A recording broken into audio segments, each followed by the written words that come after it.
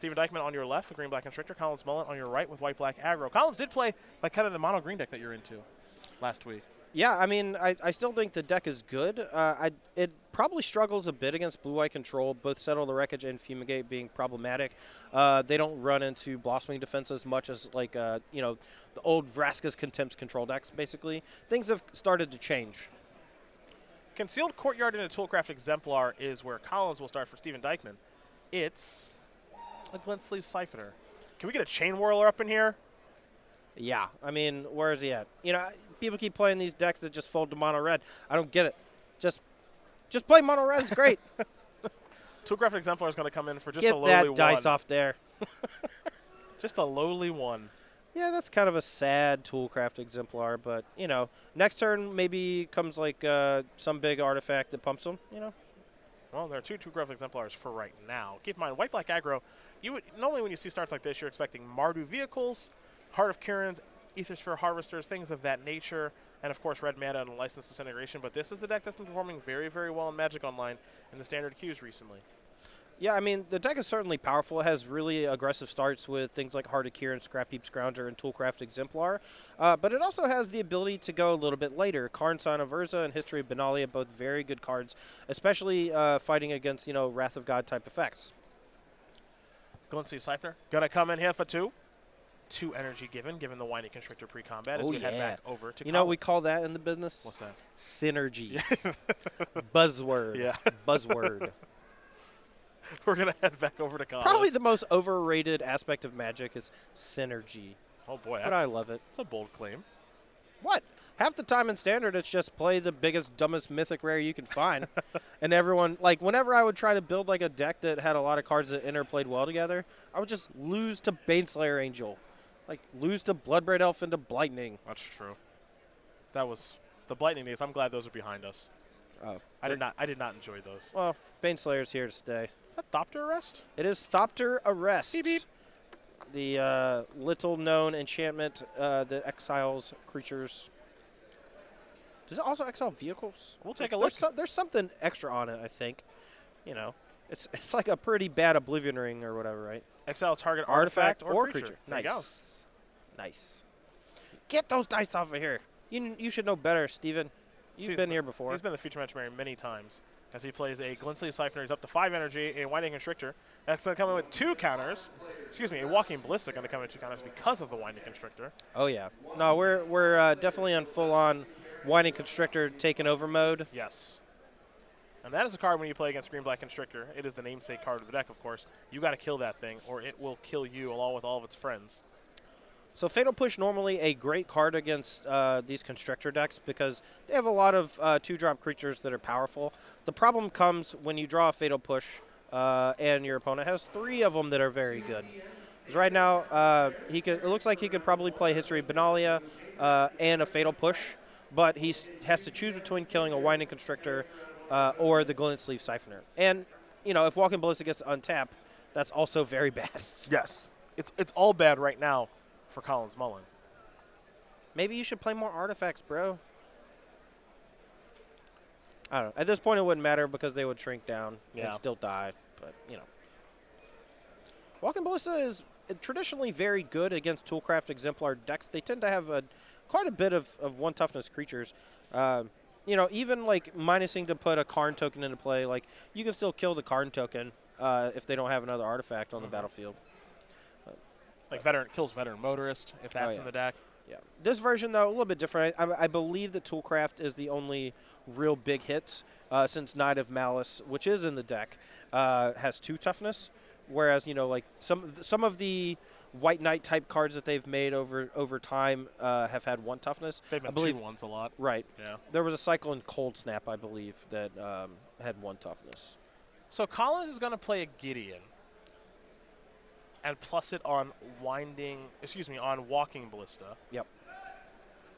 So the Walking Ballista killed 1 of the Toolcraft Exemplars, and now here is Fatal Push to kill Glint Sleeve Siphoner again. So Collins is putting a priority on killing Siphoner and not Winding Constrictor.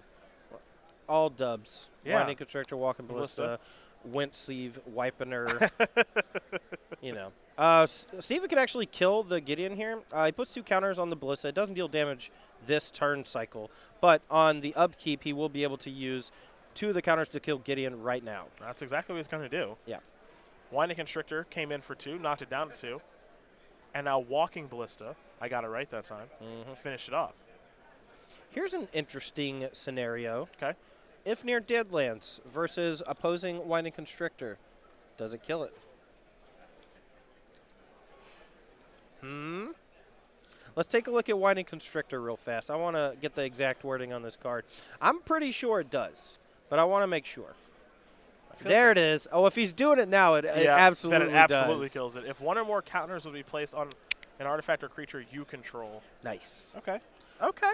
All right, now it's time for Land 5 Verge's Gear Hulk. That would be sweet. Looks like Steven actually has Karn in his deck. Yeah. Yeah, 4 copies of Karn. Wow, that's cool. And actually, no copies of the Gearhawk. I'm a little surprised Verge's Gearhawk isn't better. And then it doesn't Well, it looks see like much he's play. going a bit bigger than the normal green-black decks, right? Like he has Vraska Relic Seeker, Karn Sign of Urza, you know. Treasure maps. Wow, yeah, 3 nice. of those. Well, Treasure Map, as we talked about earlier, very good alongside Karn Sign of Urza. Let's see what we got here. Foe mana looks like a Karn. Okay. Is a Karn. Second one that we've seen this weekend. He's going to plus it to start. Actually, no, it starts yeah. on 5. Never mind, because it should start on 4. It should.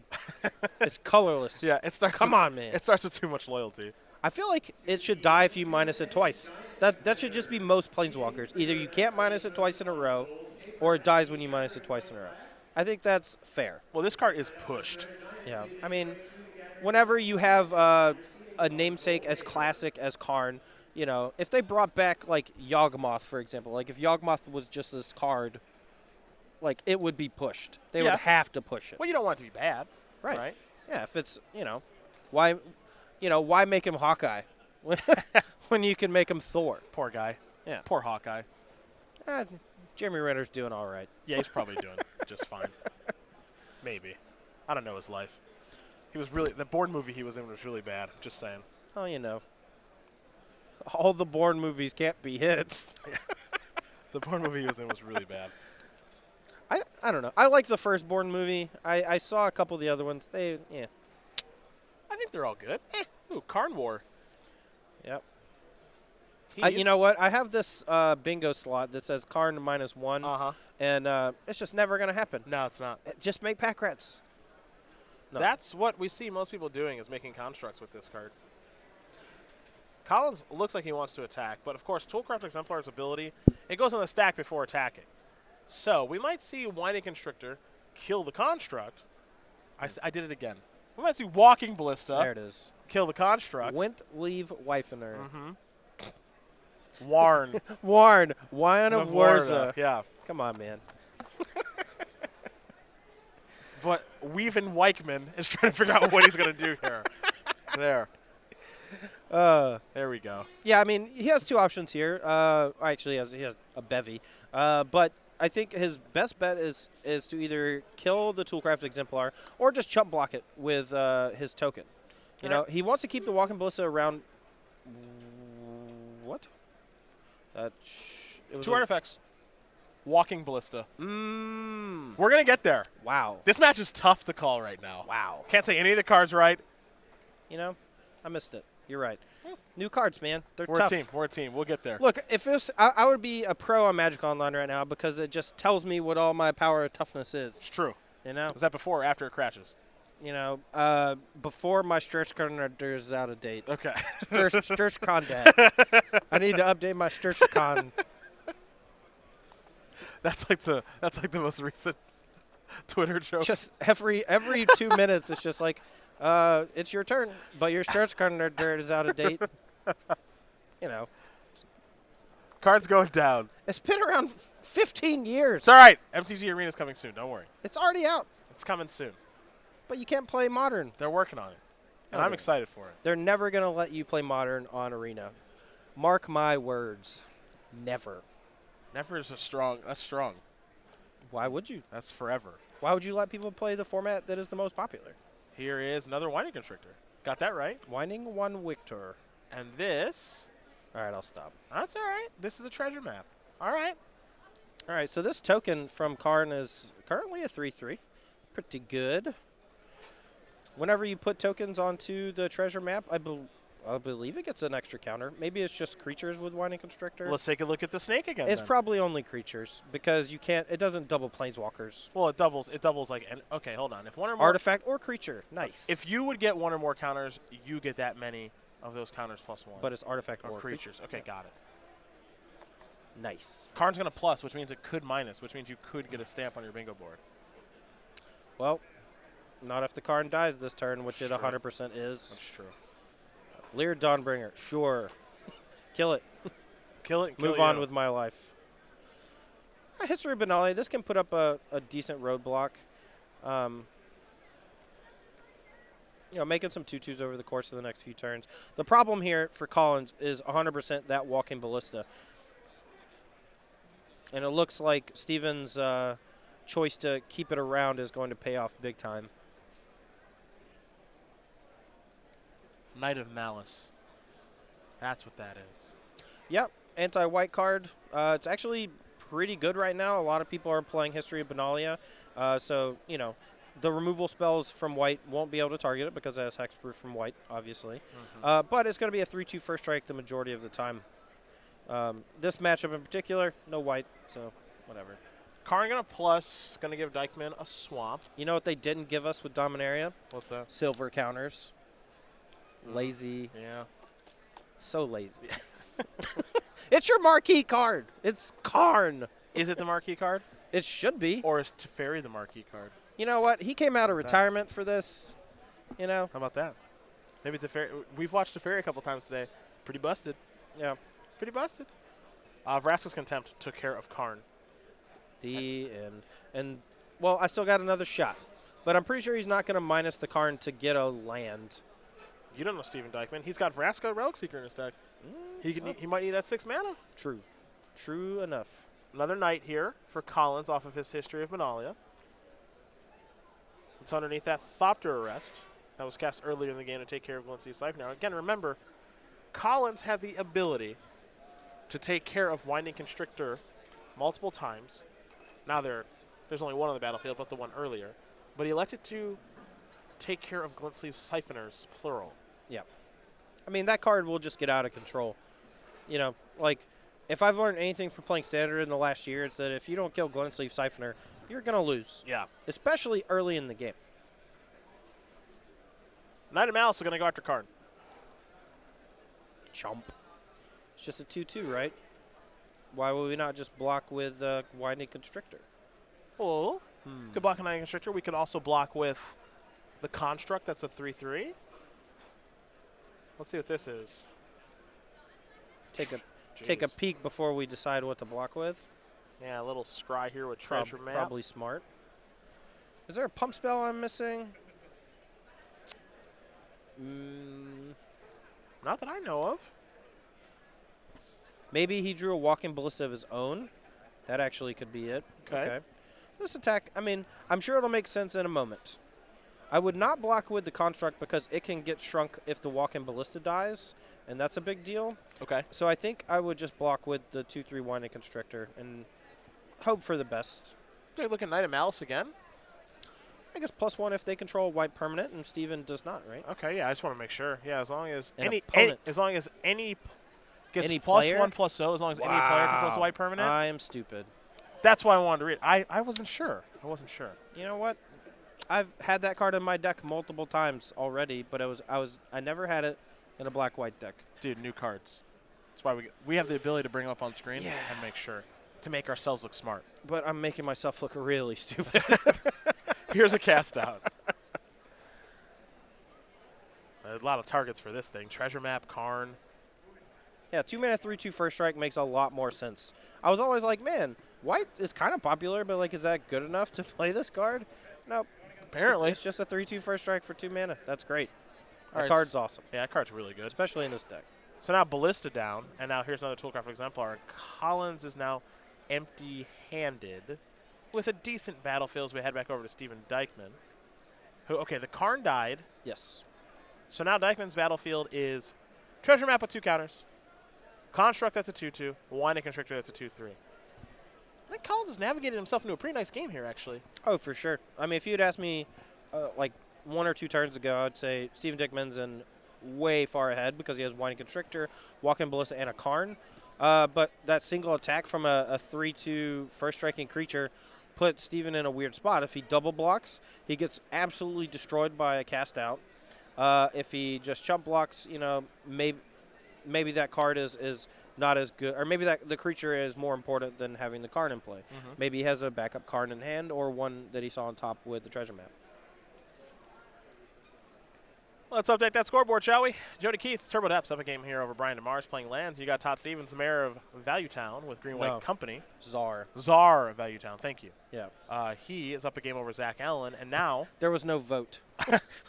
He took it by force. Collins Mullen has resolved the 3rd chapter on his history of Banala, and he's attacking with all his friends. I do want to check Toolcraft Exemplar really quick, make sure it's not a knight. I don't know why it would be. No, I believe it's an artificer, human artificer. I think it's a dwarf. It is a dwarf artificer. Ding. Right. But I got the artificer part right. You did get that right. I would not have gotten the that least valuable. It actually gets 4 counters before it flips, sir. Sir. Excuse me, sir. Sir, are you listening to me, sir? I'm pretty sure he just pointed out. He's like, actually has 4 counters. All right, so Treasure Map's now Treasure Cove. Yeah, so this is going to make his construct token a 4/4. 3 treasures enter the battlefield, which should be enough to eat the dwarf artificer. Should be. You know. As long as he doesn't randomly sack a treasure token for no reason. All right, Exemplar down. And Steven, you know, opting to take 8 damage instead of trading Winding Constrictor for a 2/2 knight that was pumped. Oh, it was a 4/3 anyway. Never mind. Not a 4/2. Can't forget the little pump on the back end. Yeah, yeah. Backside doing more work than I actually thought it would. We're going to go back over to Dykman now, who's got those 3 treasures. Treasure Cove, constructed as a 4/4, which its size will fluctuate here, I imagine, over the course of the next couple of turns, and then the Winding Constrictor. So Steven really needs a Fatal Push to take care of this Heart of Kiran. Otherwise, it is threatening to do a lot of damage over the next few turns. That treasure map flipped into Treasure Cove could get him there. Could help him find it.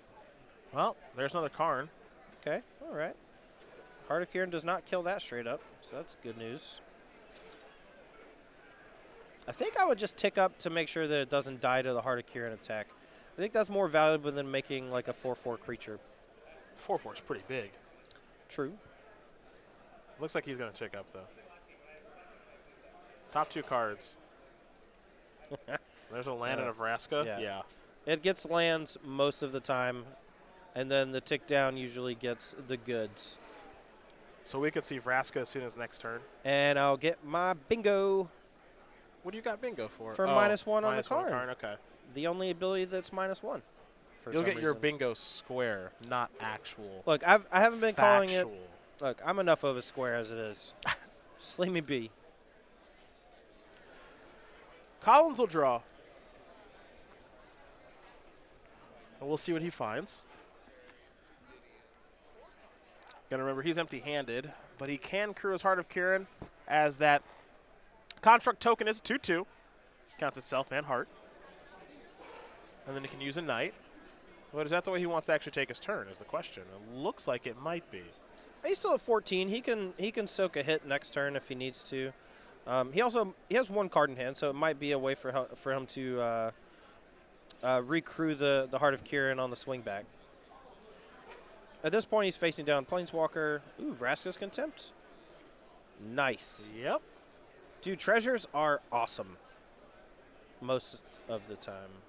And now there's Ifnir Deadlands. I love that interaction so much. I actually think that's really cool. It makes me happy. It's like, sure, Winding Constrictor ability, almost all upside, you know, but there's this one corner case where you get blown out. I believe the same works for Soulscar Mage, too. I think Soulscar Mage plus Shock will do the same. Yeah, I think you're right. Oh, Bingo, minus, not actual bingo, but bingo square. M, top corner. Boom. You going to stamp it again? Yes. Okay. I prematurely stamped it earlier because I thought it was a Karn -2. And I was like, wow, that's just a free square. But nope. It was much harder. It took like 3 rounds of people playing Karn for it to happen. Here is Vraska, Relic Seeker. What up? Yep. This is going to start to dominate. Get that small die out of here. Steven, how many times we got to tell you, buddy? Sorry, he's going to kill a Thopter Arrest. Yeah, he gets another treasure, too, which is important because it lets him, like, keep, going off with Treasure Cove. That's actually pretty nice. Unlocking this Glint Sleeve Siphoner, also pretty sweet. Just threatening to draw more cards and push him further and further ahead. Yeah, and Collins is going to concede the game as Smart Dykman move. has gotten too far ahead with his Planeswalkers. 20 minutes in, you're that far behind. Scoop him up so you have time to finish the match. Steven Dykman's going to win game number 1 here over Collins Mullen. Green-Black Constrictor up a game over White-Black Aggro. You see the scoreboard, Jody Keith up a game over Brian DeMars. That's Turbo Depths versus Lands. And Todd Stevens, Green-White Company up a game over Zach Allen playing Jeskai Control. More to come here in this match between these two teams. But first, a few words. We are back. Cedric Phillips, Todd Anderson here in the booth. Nick Miller over in the sideboard getting ready to watch game number 2 between Collins Mullen and Steven Dykman. Mullen down the game. So we'll start with him as he'll be on the play here for game number 2 with his 2 Duress, 2 Golden Demise, 2 Fumigate, 2 Angel Sanctions, 2 Doomfall, 2 Fragmentize, 2 Treasure Maps of his own, and a solo copy of Settle the Wreckage. Todd, what do you like here and why? I'll tell you what I don't like. All 2s in the sideboard. Hater in the house. I think Fumigate is traditionally very good against Green-Black Constrictor. However, this version from Steven Dykman. Steven Dykman, it's a little more Planeswalker heavy. Karn and Vraska both give him some longevity and some protection from these mass removal spells. I'm not sure if I actually like the Fumigates here. Other than that, Golden Demise is not good enough because it doesn't kill Constrictor. Once they hit a certain point, it won't do anything or much of anything.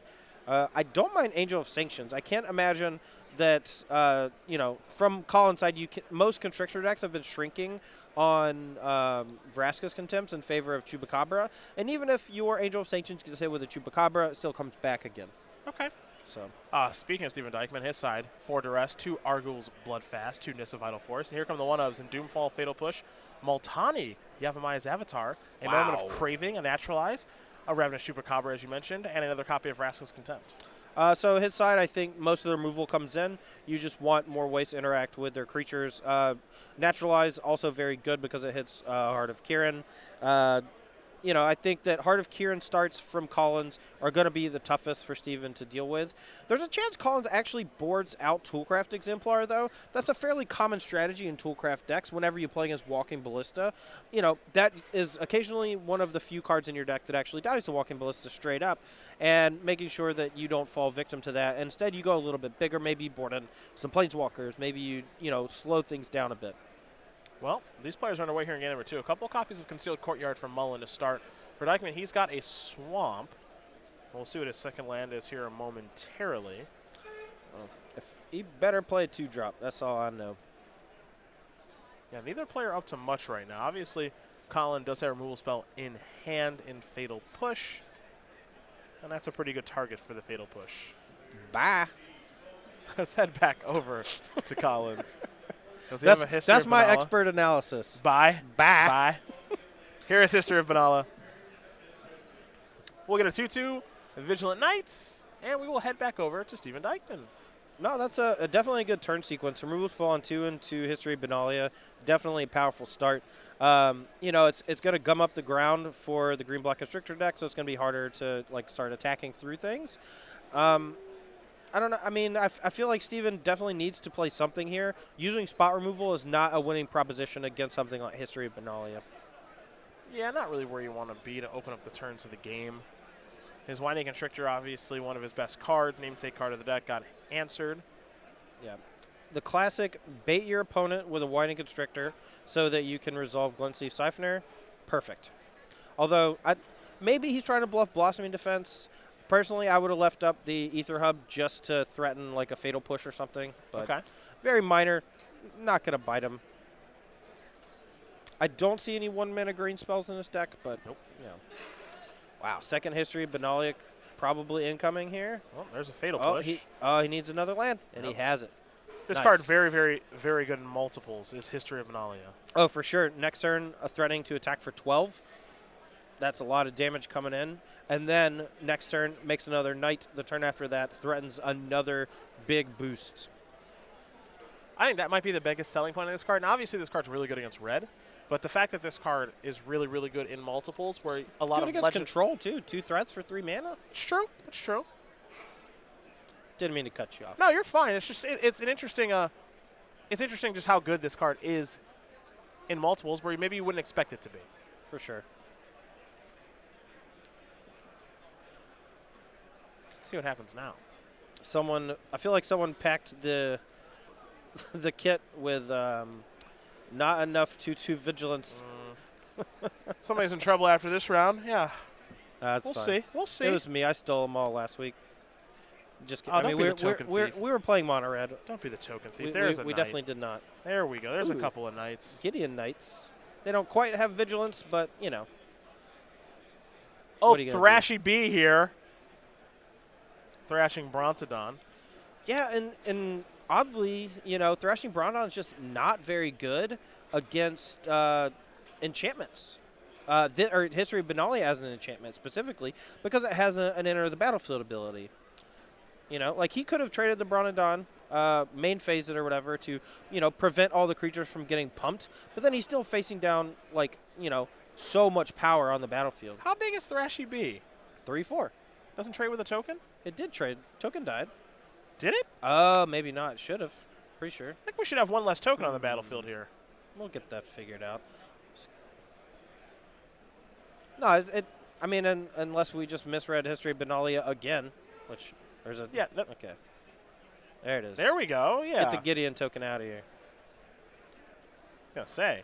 I mean, History of Benalia and Knight tokens are pretty good. They're not that good. Yeah. They don't have first strike. They have vigilance. Yeah. If it wasn't trading, he 100% would have popped off the Bronodon to kill the other History of Benalia. So. Yeah. But Collins here, overwhelming board presence. Black-green doesn't really have a good way to, you know, sweep the board here. This is bad news for Steven for sure. Yeah, this is like one of the spots where Steven kind of wishes he had Golden Demise, but he does not, so he will concede the game. So Collins Mullen very quickly going to win game number 2 here over Steven Dykman. White-black aggro, just a good stuff deck. Going to tie things up against green-black Constrictor, which means that we will come back, and when we do, we'll update the scoreboard, let you know where all the matches stand, and then watch game number 3. But first, a couple words from our sponsors.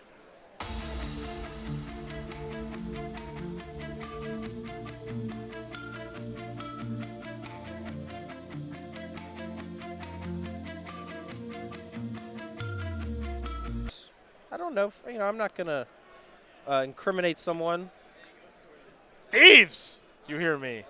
Okay, that was really loud in my eardrums. It'll be all right. Let's talk about the StarCityGames.com weekly sale.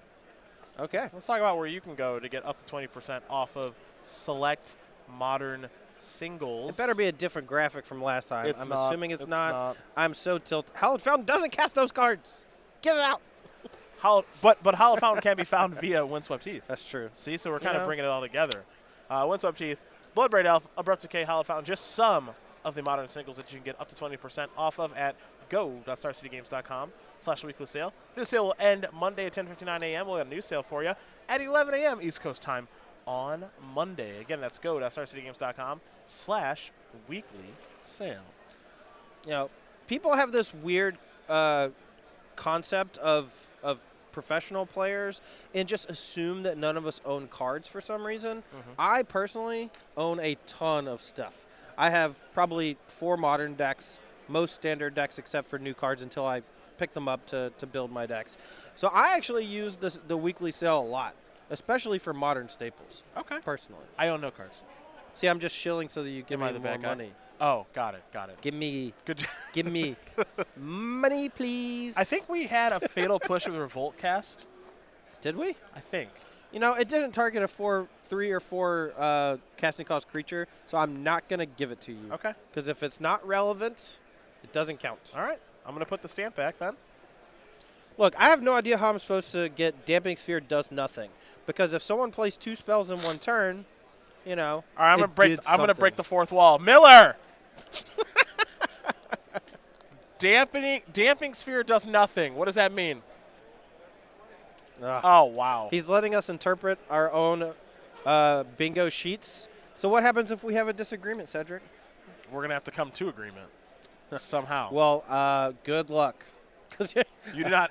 You're not getting anything. It does not seem. You do not seem particularly agreeable on this one. That's just my natural demeanor. Can we get to that Turbo Depths match so we can have some lands that produce no mana so I can get that stamp? You know, we could just switch. Well, these players are about to be underway. I can't give you an update, though, that Zach Allen, Todd Stevens, they're going to game number 3 with Jeskai Control and Green-White Company. And Jody Keith not playing lands. Playing like a lands variant, but not playing lands. I'm a little surprised. I mean, I actually know quite a few traditional lands players that have stopped playing lands. They don't necessarily switch to Turbo Depths, but they have been switching to other decks because people are more prepared for it. You know, if people have ways to interact with your Life from the Loam, it's significantly harder for your deck to function. This is a Glint Sleeve Siphoner. This is a card that Collins has killed immediately every time it's shown up. Didn't have it this time. Isolated Chapel. Had it this time. Yep, there's Walking Ballista. Womp womp. Just one of many reasons why Walking Ballista is one of the best cards in Standard. Well, I'll say one of the many reasons why Glint Sleeve Siphoner is one of the best cards in Standard, because if you don't do that, you lose. It's hard to win, yeah. Aethersphere Harvester is going to bring Dykman 2 energy. It's a good little pickup. Collins is going to play History of Banala again. Seems like he drew a Gideon for turn. That's Gideon of the Trials. We saw that from Kevin Jones earlier. Looks pretty good. Card looks pretty good, yeah. Yeah. Forest here for Dykman. And now, looks like it's going to be some sort of naturalize effect. Pretty sure it's just actual naturalize. Well, that'll work. Now, I'm curious about that kind of card in this format. You know, you're going to see green-black players and players playing green go towards Thrashing Brontodon. It looks like destroying artifacts and enchantments, as we have an enchantment and an artifact in the graveyard and an artifact on the battlefield in Aethersphere Harvester. Just main deck it. You throw in Seal Away, Cast Out, all these cards. Naturalize-esque effect seems like they're going to be really good. Every deck has targets. Like, I main decked multiple Thrashing Brontodon in the mono green deck. Okay. Like, it's just a good effect right now. I mean, that kind of just happens sometimes in Standard when you have an artifact theme set. All of the removal in white just about is enchantment based. Mm-hmm. You have a reasonable amount of artifacts like vehicles that are good and see a lot of play. You know, it just seems like a good place to be. Like if it fits naturally in your deck, maybe you make it happen. Maybe you make it work.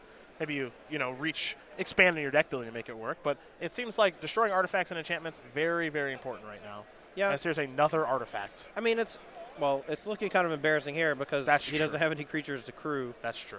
But, I think it's important to note, though, while disenchant effects may be good, disenchanting a History of Benalia is not good. Okay. Yeah, okay, that's fair. That's fair. They're already getting something anyway. Yeah. Sure. It's just more – it's like playing a spot removal spell on a Thragtusk. Like, sure, you need to deal with it somehow. Wow. Doomfall missed, but it's bad news for Collins that it missed. It's worse news for Stephen that he has nothing. Yes. Heart of Kieran going to get crewed by the Knight. I think that's another reason the Knight's in the deck. Yeah. 3 power with a white permanent. Now that I know that it always crews it if you have another white permanent of your own. Well, there's Multani off the top. Let's take a look. Wow. That's a good one. Pretty sure 6/6? Each land you control. And sure. each land in your graveyard. So, okay. Reach and Trample. Reach being a huge thing here for being able to block Heart of Kieran. Yeah. A lot of newer players would miss that. A lot of veteran players miss that. Yeah. Return 1 in a green. Return 2 lands you control to their owner's hand. Return this in your graveyard. Okay, so it's very difficult to kill permanently as well. All right, this is a nice little one of. It's more interactive than the old Multani Marrow Sorcerer. He was a 6-mana Star equal to, like, hand sizes, I believe. Yep. But he also just had Shroud. He just could not be targeted by things. Sure. He was a great Reanimator target for a long time against decks with a lot of spot removal. Yep. Because he was also just very big. But he was really hard to kill. Now there's a lot of things to exile, so it's not like the ability makes it so that you can never kill it. You just need a specific type of thing to kill it. Well, Here's History of Benalia again. So, another 2/2 Knights. Whee! Chapter 1 on the saga as we head back over to Stephen Dykman, who just has a basic forest in hand. That's why you see that face up. He'll draw a card. He'll play this forest to make Multani even bigger, so he's incentivized to play his lands if he can. Now he's tapping 5 mana, 6 mana. What is this, Vraska? Nope. Walking Ballista, Okay, still pretty good. He keeps wanting to grab that little, he's close. I'll give it to him. It's the effort that counts. Yeah. Walking Ballista could get out of control here, but I believe Collins actually has a Fatal Push. Now, whether or not he wants to burn it on the Walking Ballista is another story. Now, Collins is continually making these 2/2s, so I think getting it off the battlefield is going to be worthwhile. I'm not sure if he has any good attacks. I guess that's the biggest problem is we have an update here. We got our first match over with. Jody Keith, New Orleans' own, going to win game number 1 and 2. Jody over might be Brian DeMars. the best storyteller I have ever met. Oh, people don't know Jody Keith, man. Yeah. People see Jody Keith play Magic, but they don't know Jody Keith. Jody Keith is one of a kind. He is a large human with a large personality. with, don't steal my thing. Just did. Pulled it right out from underneath you. Man, can we get the legacy action so we can get a perfect brainstorm? Oh, neither of them are playing blue. Value Town has been achieved. Wow. He took back the crown. Jeskai was getting really close to stealing the crown, but Todd Stevens is still the mayor no. of Value Town. No, sorry. He took it by force. Sorry. No voting allowed. So it looks like the team of Keith Stevens and Mullen have won. And we'll see if they want to finish this game out. If they do, we'll stay. If not, we'll try to switch over to another match. As this game is somewhat interesting to see how it would play out. Oh, for sure. I mean, Collins, I believe. So here's my prediction of what is going to happen. Steven's going to activate an Aethersphere Harvester, move to attack for 3. Before any crews or blocks are declared from Collins' side, he's going to Fatal Push the Ballista. But the plan for Steven would be to attack with the Harvester, hopefully to get through 3 damage and gain 3 life. But it looks like that's not going to happen. Your prediction did not go right. You know what? Fine. Is it fine? Fine. Steven's empty, but he has a big ol' Multani. Why does that thing got reach? Oh, he ticked it up. Did he get a knight? Oh, yes. He asked for a knight. There it is. I'm going to go get on Kevin Jones after this round. See what those knight tokens are? Yeah, come on, buddy. A thief in the night. You Kevin know it Jones. was him, too. Here's Ifnir Deadlands. What I don't hate here is actually attacking with the Heart of Kiran. Because you have the Inferior Deadlands, and after combat you could shrink and kill the Aethersphere Harvester. I'm confused. So it deals 4 damage to the 3/5, then use Inferior Deadlands. What if he just doesn't? What if he just doesn't block with Harvester? Then you take 4. You deal 4 damage. You know Multani has reach, right? Oh yeah. You pointed it out when it got cast. This guy. You said that. This guy over here. You can't see me right now, but I'm pointing at myself. This guy. Okay. Big doofus. Yep. The end. He also doesn't have 2 black mana to activate it, so there's that too. I don't believe. You know, that land next in between the 2 planes kind of looks like a Flooded Strand to me. It's an isolated chapel. Okay. All right. Well, it looks like it only taps for white. I'm going to blame templating for that. Okay. Whoever's in the templating department, Wizard of the Coast, you're fired. Okay. You're fired. Everything is someone else's fault right now. This is perfect. Look, I got to pass the buck. Yep. I'm over here looking like a dummy. Just constantly. All right, Gideon is going to go down to turn Heart of Kiran on, it appears. And because... History of Benalia Chapter 2. I mean, Steven only has 1 blocker, technically. So he looks like he's going to activate the Aethersphere Harvester to gain some life. I'm pretty sure it's still 16. He's only going to go up to 15, so he needs a removal spell right here. Oh, and Gideon's attacking too. Oh, yeah. It might actually just be over with. 7, 8, 9, 10, 11, 12, 13, 14, 15. He could also... You could activate Deadlands as an instant, right? Nope. It's sorcery speed only? Yep. Okay. Yeah, it'd be too good if you could. No, mid-combat, after blocks, no, sir. Yeah. That's No, going to do sir. it. Yeah. Collins Mullen going to win this match over Steven Dykman 2-1. We call that one clean sweep. Get out the broom, because it's over. It's over. Jody Keith, Todd Stevens, Collins Mullen. They are now 4-0.